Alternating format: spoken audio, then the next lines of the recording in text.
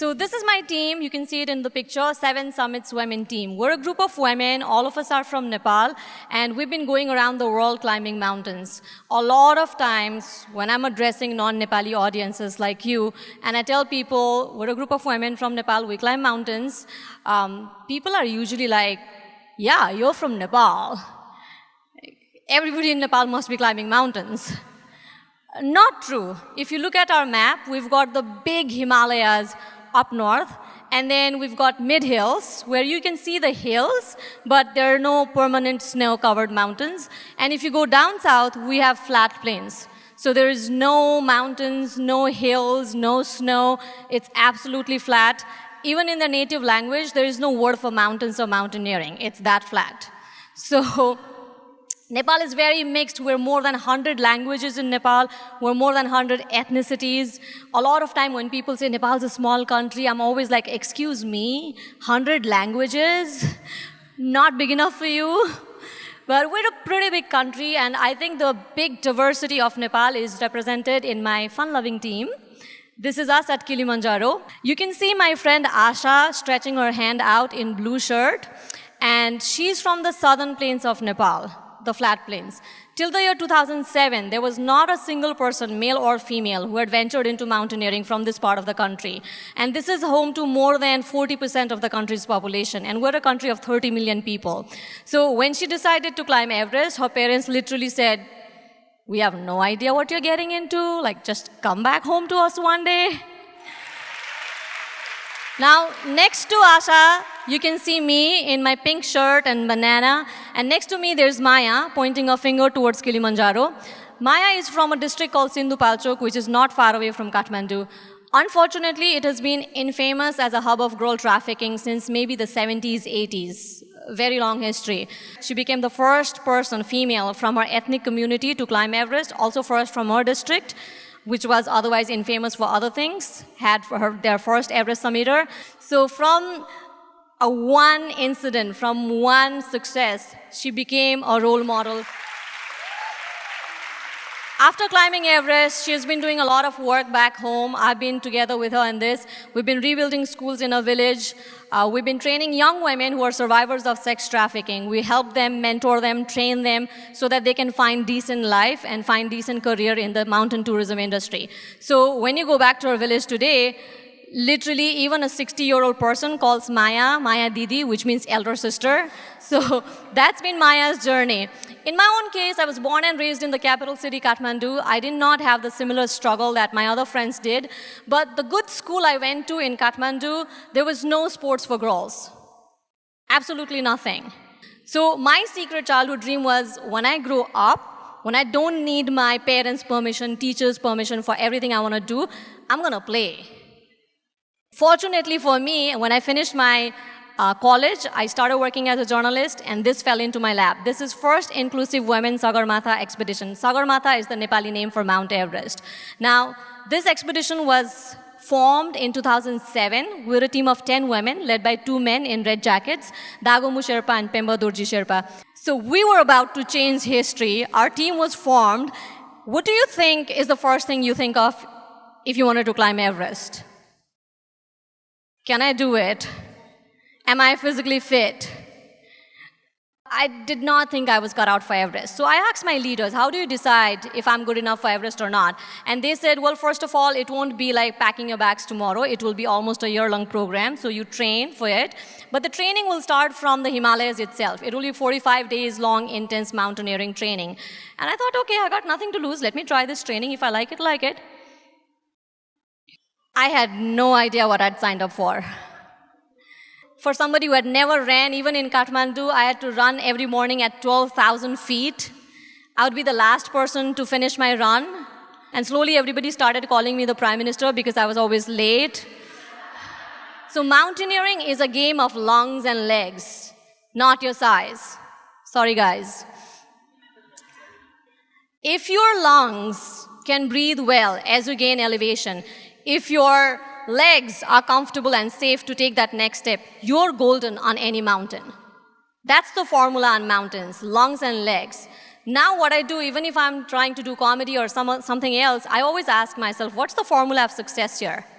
What are going to be my lungs and legs on stage, on paper? So find your formula of success. Lungs and legs is the case for mountains. Learned all of these things on this training. It was amazing.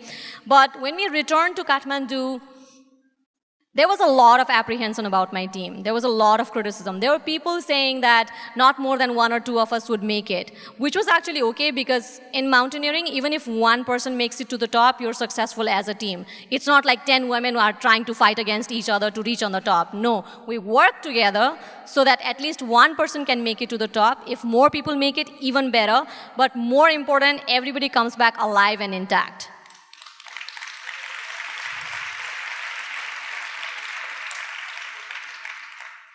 I told you earlier to find your definition of your formula of success. I encourage you to find your definition of success as well. When we went up, our definition of success never changed. It was always team first, team first, team first, safety first, safety first, safety first. So it was okay when people said those things, but what was not very encouraging was when people said how many of us were going to die. They were betting how many of us were going to die. So there were a lot of apprehension, but we decided that we're a team. We'll keep working together as a team. And if we're good enough, we'll let Everest decide. This is the base camp of Everest. It takes about 8 to 10 days just to walk to the base camp of Everest. When you get there, you take a few days of rest. When I say rest in high mountains, it does not mean taking a nice nap in your tent. It means you're active, you're hiking, you're going up, but you still come down and sleep in the same elevation. That's a rest in the mountains. After this, if you want to know what mountains look like, that base is 17,500 feet. All the red triangles are various camps. Like I said, 8 to 10 days to base camp. You spend some days there, go up to the first camp, almost 20,000 feet, spend 2 nights up there, come back to the base camp, go up to the second camp, 21,000 feet, spend 2 nights there, come back to the base camp, do more rotations, come back to the base camp. Now take a longer break, 7 days, 10 days, recover, recuperate, push for the summit. Summit is 4 days up, 3 days down. Entire expedition, 60 days. If you're in a quick journey, you can just go up, down, doesn't matter. But if you're there for the long run, you need to get the basics right. You need to work at the lower camps so that you get that extra strength. Otherwise, up there, it can be very, very hostile and you may not be able to make it. Because above 26,000 feet, there is only 30% oxygen compared to sea level. So spend more time down at the bottom so that you can go really high. I think this also works for entrepreneurship and other stuff like that because the further you want to go, more you want to get your basics right. Next morning kept going up. This is the last camp on Everest. This is exactly 8,000 meters, 26,300 feet. That was so gorgeous. That was beautiful. When you're at the base camp of Everest, there is this big towering mountain you see which is not Everest, but it takes the center stage. And up there, like when I'm at the base camp, I used to look up at this mountain. I would think, intellectually, I know Everest is the tallest mountain in the world, but what can be bigger than this? Why is this not the tallest mountain in the world?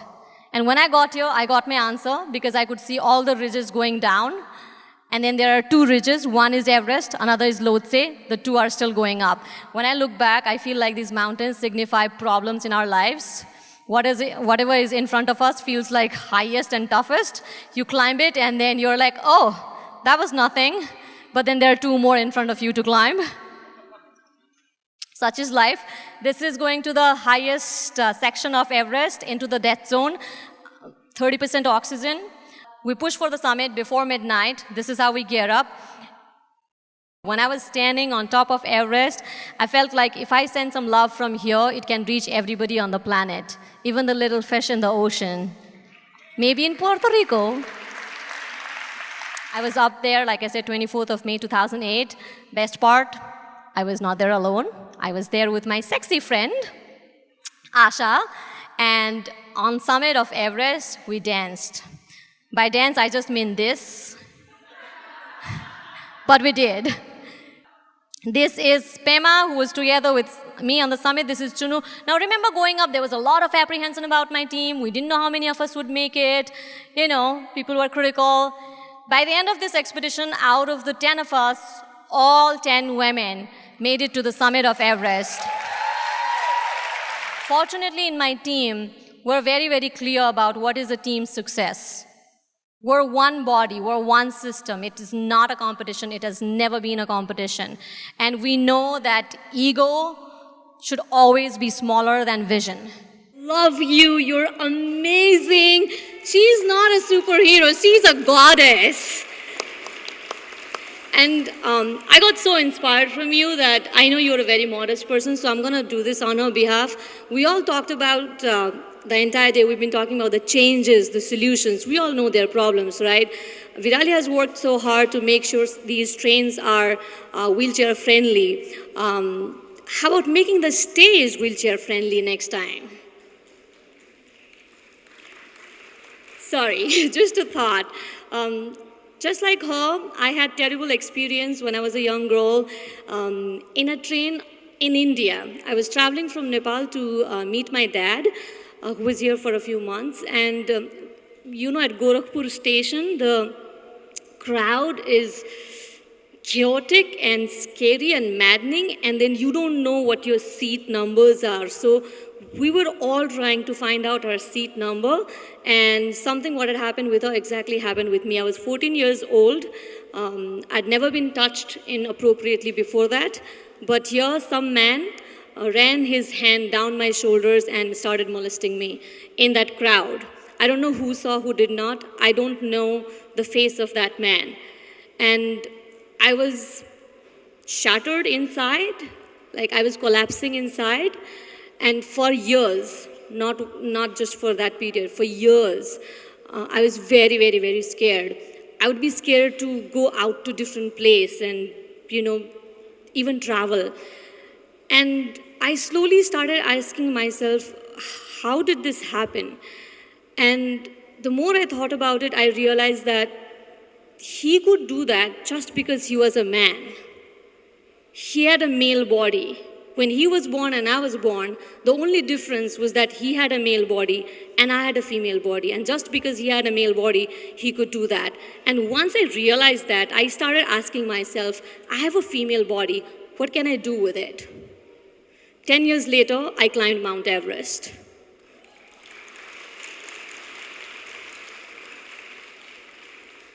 There is nothing that can stop us, and we've been hearing this all day today, so I'm not gonna tell you these guru gyans. We all know about it, but what I've lived through is being judged for your size, for your gender. When I decided to climb Everest, the most common question I was asked was, show us your hand. Like, how big is your hand? Can you hold the rope? Nobody asks that question to a man, and the most famous people to climb mountains are Sherpas, and Sherpas are not known for being big.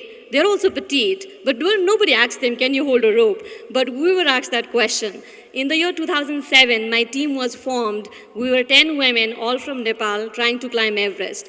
Now, a lot of you may think, oh, Nepal is home to Everest, so everybody in Nepal must be into, climbing mountains.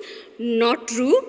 2007, my team was formed. Till that year, from Nepal, we had only 7 women who had scaled Everest successfully. And the leaders who put together this expedition, Dagombu Sherpa and Pemba Doji Sherpa, they thought it was time for more Nepali women to have access into mountaineering. So they organized this expedition. We became a team of 10 women, and we had to raise a lot of money to be able to climb Everest. So when we went to people, we heard a lot of things. They were like, you're small, the mountain's big. What do your parents say? This is a recipe for disaster. And when we reached the base camp, there were literally people who told us later that they saw this train of 10 women coming into the base camp, and they thought that they would have to be in standby mode because the girls will get into accidents and the men will have to rescue us and save us. We went in. We did not listen to anything that other people had to say, just like the frog you heard about. In mountaineering, even if one person makes it to the top, you're successful as a team. So it's not like 10 women competing against each other to be on top of this mountain. If we work together as a team, that increases our chance. So we knew that very clearly. We didn't know how many of us would make it, but we knew our job was to come back alive and intact. We're very clear about it. At the base camp, we kept going up, coming down, going up, coming down. We did all our training, all our climbing. Everything was done. We were all hoping we could make it to the top. Again, like I said, we don't know how many of us would make it. We were a big team of 10 women. There was a lot of negativity and criticism and doubts around us. But 22nd of May, 5 of my teammates made it to the top of Everest. And when I heard that my 5 teammates have made it to Everest, that moment inside my head, I felt like I was on top of Everest. It was not about me climbing. I knew that I was part of a team and we've done it. But 2 days later, I was on the summit myself. 1 day later, more of my friends made it. By the end of this expedition, out of the 10 women, not 1, not 2, not 3, not 4, not 5, not 6, not 7, not 8, not 9, all 10 of us reached the summit of Everest. We are the largest and most successful women's team ever to be on the summit of Everest. We came back, no broken bones, no accidents, nothing happened. We were celebrated, the Prime Minister is giving us an award, everybody is writing about us. So we got a little full of ourselves maybe, and we were like, why stop? So we decided to continue climbing, and we chose to climb the highest peak in each continent, 7 summits. Now, this is a time when, and even today, there is not a female team, even from developed world, like America or Australia, UK. There's been no female team that got together to climb the highest peak in each continent as a team. There were individual women. Now, Nepal being a small economy, we needed a lot of money. So even the supporters of the mission would come to our function like this, and they would be like, I wish these sisters all the best in their mission impossible. Nobody thought we could do it because it was very expensive and nobody else had done it before. It was a long struggle. We thought after Everest we proved ourselves and everybody will support us now. People's language changed. They started saying, oh, you can do anything, but we are not in position to help you right now. So the language changed, outcome did not change. We had to prove ourselves again and again and again.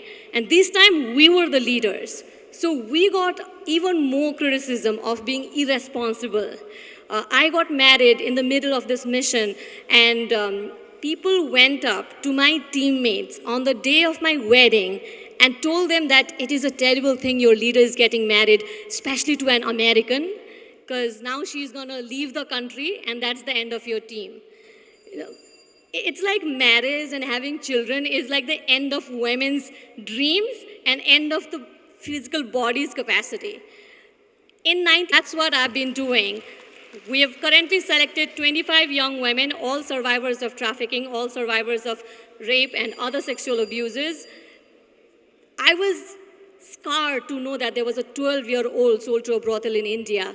One of the girls I work with today, she was sold to a brothel, again in India, at an age of 9 years. She was there till 16. And today, she tells me that when she feels upset, she just looks at the mirror and cries and smiles because she knows that tears are behind and smiles are ahead. If that's a survivor of sex trafficking, looking at life positively like that, who am I to complain about anything? I don't have any right to complain. The only right I have is to make something out of the platform I have. That's what I've learned from this journey. We're training 25 young women. They're amazing, amazing, amazing kick-ass women. I've already invited some of you to come visit Nepal. I know the famous face, director S.S. Rajamouli is here and everybody is looking at him like he's Bahubali himself. But not keeping you away from him, I think even he himself, I would like to invite him, and all of you, I saw somebody from Google, I saw somebody from Infosys. Please come to Nepal. Please see the mountains. And when you see the mountains, we will share with you the amazing journey that our survivor sisters have been through. In Nepal, even today, only 17% of the kids go to private, good education schools. 83% go to government schools. I've heard that around 30% in India go to private school. I'm not sure if that's the correct statistics, but 70% still don't see a bright future for themselves. And if that's a place where we live in, then imagine the future, imagine the safety that we're talking about. That's not gonna happen. So with whatever complaints we might have, whatever little privilege that we might have, it can be turned into a platform. If we do not become the agents of change to bridge that gap with the 70% of the country, 80% of the country, then we'll keep having same kind of events even 100 years later. So it is our job and responsibility to change the narrative, use the platform we have, because you know what I learned on Everest? When I climbed Everest, I saw that Everest does not care if you're a man or a woman. A textbook does not care if you're a man or a woman. A leadership position does not care if you're a man or a woman. So what are we going to do? We're going to bridge that gap. There might be 1 million Everest to climb, but we'll climb that. That's been the journey I've been. I hope you enjoyed this. And Virali, I'm still in love with you. Thank you so much.